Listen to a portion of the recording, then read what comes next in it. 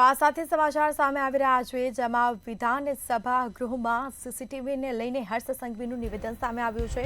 વિધાનસભા ગૃહમાં રાજ્યમંત્રી હર્ષ સંઘવીનું સીસીટીવીને લઈને નિવેદન।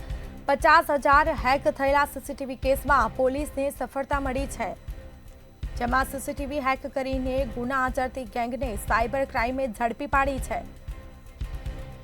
તો અમદાવાદ સાયબર ક્રાઇમે ઝડપી સીસીટીવીના એક્સેસ ધરાવતી આ ગેંગ। ગુજરાત પોલીસ અને અમદાવાદ સાયબર ક્રાઇમને સલામ છે। હર્ષ સંઘવીનું નિવેદન સામે આવ્યું છે। વિધાનસભા ગૃહમાં રાજ્યમંત્રી હર્ષ સંઘવીનું સીસીટીવીને લઈને નિવેદન સામે આવ્યું। આપણે માત્ર માનનીય અધ્યક્ષ શ્રી 50,000 સીસીટીવી એ પેપરની હેડલાઇન વાઈ છે। માનનીય અધ્યક્ષ શ્રી, પ્રજાના ચૂંટાયેલા પ્રતિનિધિ તરીકે આપણી જવાબદારી છે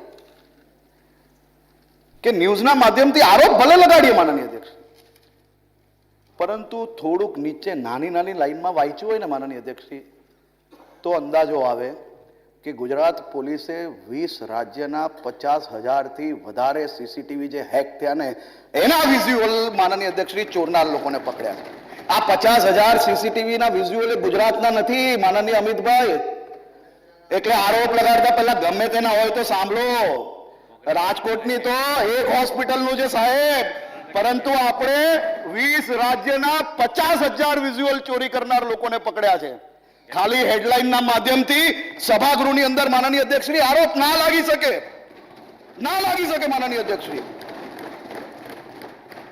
કામ કરનાર લોકોને માનનીય અધ્યક્ષશ્રી અભિનંદન આપવામાં માનનીય અધ્યક્ષશ્રી આપણે સંકોચ હોય ના આપવો જોઈએ। આ પોલીસે માનનીય અધ્યક્ષશ્રી રાજ્યના હજારો લાખો પરિવારના દીકરા દીકરીઓ છે। ભારતીય જનતા પાર્ટી શાસન કરે છે કારણ કે ભારતીય જનતા પાર્ટીએ લોકોનું કામ કર્યું છે।